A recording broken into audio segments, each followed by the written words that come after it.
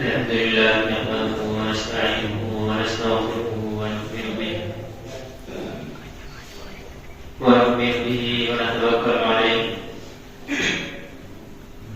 ونعوذ بالله من شرور أنفسنا ومن سيئات أعمالنا من يهده الله فلا مضل له ومن يضلل فلا هادي له ونشهد أن لا إله إلا الله وحده لا شريك له ونشهد أن سيدنا ومولانا محمدا عبده ورسوله صلى الله عليه وعلى آله وأصحابه وأزواجه وذرياته وأهل بيته وبارك وسلم تسليما كثيرا كثيرا. أما بعد فأعوذ بالله من الشيطان الرجيم. بسم الله الرحمن الرحيم.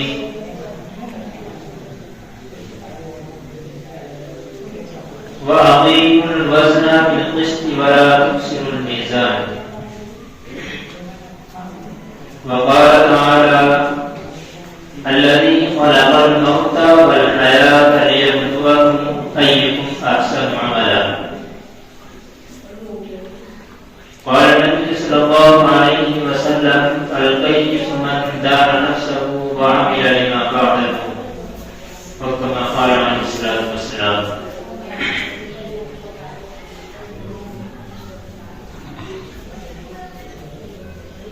قرآن کریم کی دو آیت اور نبی کریم صلی اللہ علیہ وسلم کی ایک حدیث پڑھی ہے. سب سے پہلے دعا ہے کہ اللہ تبارک و تعالی صحیح طرح سے بات کہنے کی، سننے کی، سمجھنے کی اور پھر ہم سب کو اس پر عمل کی توفیق نصیب فرمائے. سب سے پہلے تو ایک بات انسان کے ذہن میں ہونی چاہیے کہ اللہ تعالیٰ نے اس انسان کو پیدا کیا ہے اور اس کے ساتھ بہت سارے لوازمات لگائے ہیں. اور خاص بات یہ ہے کہ اللہ تبارک و تعالیٰ نے جو چیزیں انسان کو زیادہ ضروری ہوا کرتی ہیں وہ اللہ تعالیٰ نے اتنی آسان بھی رکھی. لیکن دنیا میں پیدا ہونے کا مقصد اور یہاں زندگی گزارنے کا مقصد کیا ہے اور کیا ہونا چاہیے، یہ بھی اللہ تبارک و تعالیٰ نے صاف صاف ہمیں بتایا. زندگی کے ایسے مرحلے میں ہم وقت گزار رہے ہیں کہ اگر انسان اس کو صحیح سمجھنے پر آ جائے تو وہ کوئی بھی دنیا میں گڑبڑی نہ کرے. ایک بات کو ذرا ذہن میں لگائیں کہ جب انسان کے پاس وقت کم ہو اور اس کا مقصد ایک بہت بڑا ہو تو وہ اس کے لیے ادھر ادھر کی باتیں نہ کر کے اور ادھر ادھر کھیل تماشے میں نہ لگ کر کے فوراً اس کی طرف جلدی چلنے کی کوشش کرتا ہے. آج کل سنا جا رہا ہے، بہت سے حضرات میں یہاں پہ بیٹھے ہیں وہ بھی جانتے ہوں گے، کرکٹ کا دور چل رہا ہے. یہ گویا کہ ایک مثال میں آپ کے سامنے دے رہا ہوں، اس سے بات زیادہ سمجھ میں آئے. بیٹسمین جب آخری اوور پر ہوتا ہے اور اس کو رنوں کی زیادہ ضرورت ہوتی ہے. اب کوئی بھی بیٹسمین ایسا آپ کو نہیں ملے گا کہ اس کو رن کی ضرورت ہو اور وہ کھڑا ہو کر کے گپ شپ ادھر ادھر ڈالا. یا وہ کہہ چل یار ابھی ٹائم ہے، بعد میں بنائیں گے، بلکہ وہ سارا دماغ اپنے مقصد پر لگائے گا، وہ ذہن میں لگائے گا کہ اگر میں کمزور ہوں تو میں ایک بال پر ٹچ کر کے اور دوسری طرف لگا اور میرا سامنے والا ساتھی ہے وہ میری طرف آ جائے، میری سائڈ میں آ جائے۔ تو گویا کہ وہ چاہ رہا ہے، وہ سمجھ رہا ہے اس چیز کو کہ میرا مقصد فی الحال کیا ہے، میرا مقصد ہے زیادہ سے زیادہ رن کور کر لینا اور بال جتنی میرے پاس بچ رہی ہے ان کے اندر مجھے رن بنانے۔ ایک بات ذہن میں رکھیں، انسان کا جتنا بڑا مقصد ہوتا ہے اتنی ہی زیادہ فکر اور کوشش میں لگا رہتا ہے۔ آپ کے ذہن میں سوال پیدا ہو سکتا ہے کہ حضرت ہم تو کہاں تھے اور کہاں سے کہاں پہنچ گئے؟ پہلے ہم کچھ بھی نہیں تھے، جھونپڑے میں رہا کرتے تھے، مٹی کے مکانات تھے، اللہ نے ہمیں ترقی دی ہے اور ہم محنت کر کر کے اتنی بڑی بڑی بلڈنگیں ہمیں تیار کرتی ہیں کہ انسان کے بس سے باہر تھی۔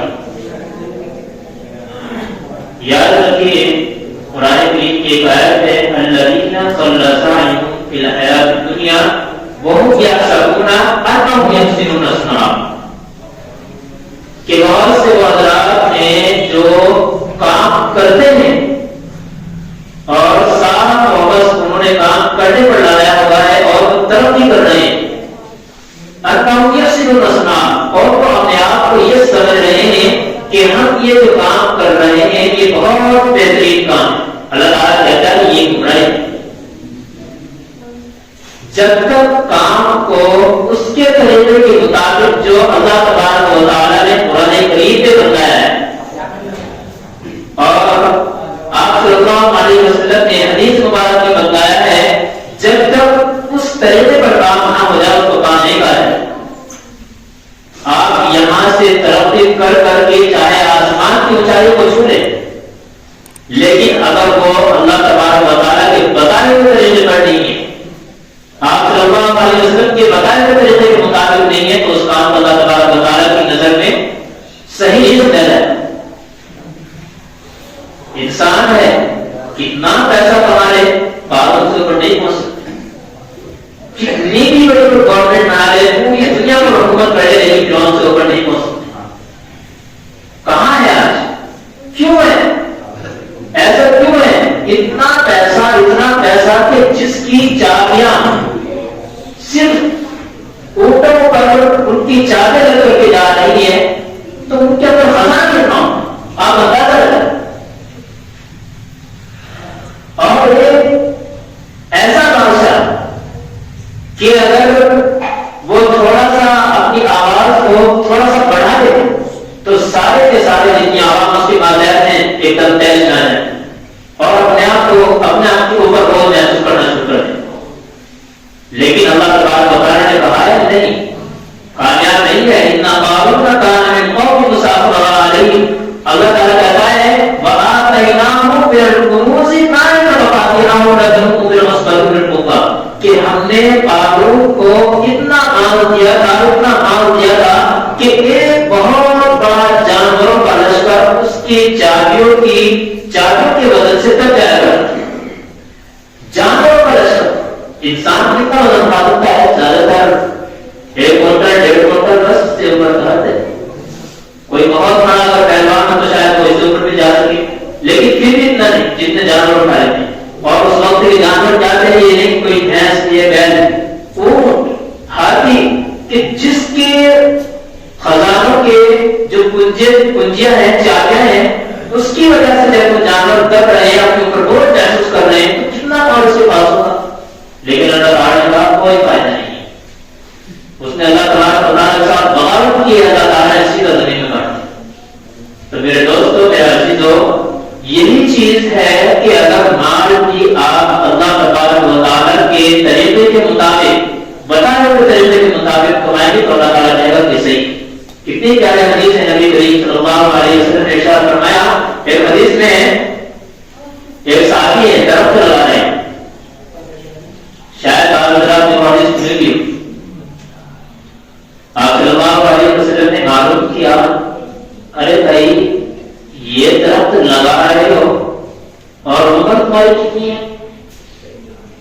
50 سال، زیادہ کتے 100 سال، تو کیا آپ اس کا پھل کھا سکتے ہیں؟ صاحب رضی اللہ عنہ خاموش ہے، کچھ نہیں کہا۔ یہاں پر ایک بہت بڑا اشکال لوگوں کے ذہن میں آتا ہے۔ آج کل دیکھیں نا، شجر کاری، درخت لگانا اسکول کے اندر، کالجز کے اندر بہت اہتمام کے ساتھ یہ کام کیے جا رہے ہیں، لیکن کام جس کا تھا وہ کیا کر رہا ہے؟ خاموش ہے، اسے کچھ پتا ہی نہیں اس بارے میں۔ ایک اور حدیث ہے، نبی کریم صلی اللہ علیہ وسلم نے ارشاد فرمایا کہ آپ درخت لگاؤ۔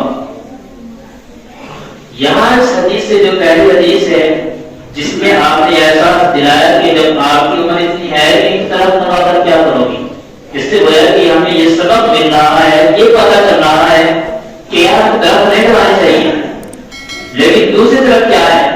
آپ صلی اللہ علیہ وسلم کہہ رہے ہیں درخت لگاؤ۔ جب تک بھی دنیا کا چرند پرند انسان کے علاوہ کوئی بھی اگر اس درخت سے فائدہ اٹھائے گا، آپ دنیا سے رخصت ہو کر چلے جائیں گے، قبرستان میں پہنچ جائیں گے، پکڑ کے آپ کو اس کا ذکر کرایا گا آپ نے درخت لگایا۔ اتنی بہترین چیز ہے، تو اب یہ بتایا مجھے درخت لگانے کو منع کیا ہے، درخت لگانے کی ضرورت کی کیا پتہ چلا ہے؟ اسی وجہ سے پورا علم جس کے پاس ہو انہی سے اس طرح کی بات معلوم ہونی چاہیے۔ ایک حدیث کو پکڑتے ہیں اور بس تشریح کی، اور وہ کہ کفار کے درمیان، مشرکین کے درمیان اس بات کو چھوڑ دیا جاتا ہے کہ بھائی آپ یہ تو منع کرتے ہیں، درخت لگانے کو منع کرتے ہیں، حالانکہ کالجز کے اندر جو دیکھا جا رہا ہے اور مدارس کے اندر ایسا ہے کہ نہیں، یہ واقعی نہیں، یہ بات ہے۔ تو اسی وجہ سے کہ اگر ایک ٹریک پر چلو گے دوسرا چھوڑ دو گے تو غلط ہو جائے گا۔ دونوں حدیث کو سامنے رکھیں تو پتہ چل رہا ہے آپ صلی اللہ علیہ وسلم نے ارشاد جو فرمایا ہے کہ درخت کیوں لگا رہے ہو، وہ اس وجہ سے بتایا ہے کہ آپ اس درخت سے اتنی امید نہ بنیں، لیکن ہاں اتنا ضرور ہے کہ جتنا بھی آپ کو اس کے ذریعے سے اجر ملے گا وہ آپ کے بعد جو قوم آنے والی ہے، آپ کی جو نسلیں ہیں یا کوئی اور ہے، چرند ہو، پرند ہو یا کوئی بھی ہو، جو بھی درخت سے فائدہ اٹھائے گا اس کا فائدہ آپ کو۔ اب انسان مال کما رہا ہے، کہتے ہیں کہ یار مال، سارے علماء گویا کہ مال کو غلط کہہ رہے ہیں، غلط نہیں کہہ رہے، دل لگانے سے منع کیا۔ ہمارے حضرت کہا کرتے تھے کہ بھائی مال کو جیب میں ہونا چاہیے، دل میں نہیں ہونا چاہیے۔ جیب میں وہ بہتر ہے، صحابہ کرام رضوان اللہ تعالیٰ علیہم کو دیکھ تو صحیح، 40 گھوڑے، 40 اونٹ اور کتنا گھر کا سامان ہے، سارا صلی اللہ علیہ وسلم کے پاس پہنچا دیا گیا اور کہہ دیا گیا کہ یہ میرے پاس مجھے دے۔ لکھا ہے ان کے بارے میں آج کل کاؤنٹنگ کے حساب سے جو ان کے پاس جو مالیت تھی اس کو جو کاؤنٹ کیا گیا ہے، اس کو جو دیکھا گیا ہے کہ کتنے مال تھے حضرات کے پاس، تو آج کے اعتبار سے وہ اربوں کروڑوں کے پاس تھے آج کے حساب سے۔ تو کتنی بڑی مالیت ہے۔ آج کل ایک دنیا کا بندہ کسی کو اگر ایک بائک یا ایک سائیکل گفٹ کر دے تو اس کو بہت بڑا مادہ سمجھا جاتا ہے۔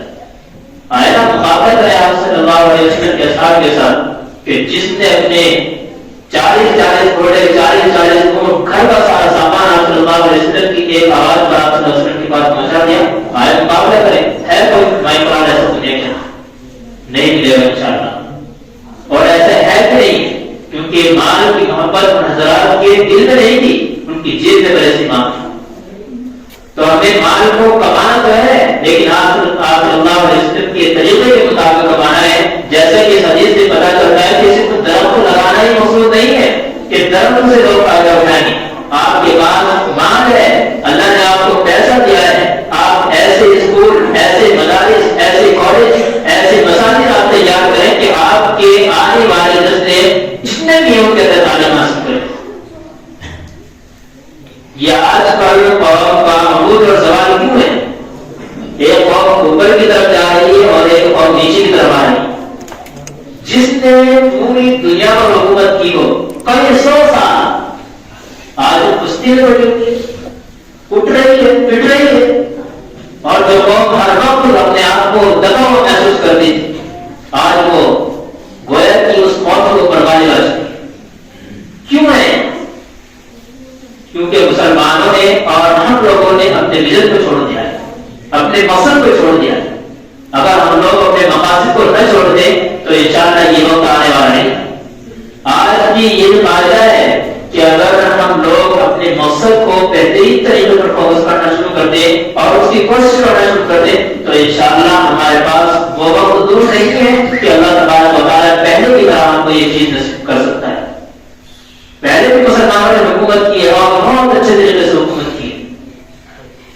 اٹھائے نا ذرا، کہاں ہے سلام الدین ایوبی، محمد بن قاسم، کتنے زبردست حضرات تھے۔ یہی تو آج کا جو لڑائی چل رہی ہے یہ انہی حضرات کے دین، یہ حضرات تھے کہ انہوں نے کفاروں کے چنگل سے بیت المقدس کا آزاد کرایا۔ اور آج کیا ہے کہ وہی لوگ گویا کہ ہم لوگوں کو دہشت گرد اور پورا باتیں چل رہی ہیں، تو یہ گویا کہ ہمارے ساتھ ایک بہت بڑا ظالمانہ کام کیا جا رہا ہے، اس کے لیے بھی دعا کیا کریں۔ اور ہاں ایک بات اور عرض کرتا چلوں، ہم لوگ جو ہندوستان کے اندر رہنے والے خصوصاً ان حضرات کے بارے میں یہ تو ہم مانتے ہیں، اللہ کے نبی صلی اللہ علیہ وسلم نے کہا ہے کہ مسلمان تمام کے تمام ایک جسم کی طرح ہیں۔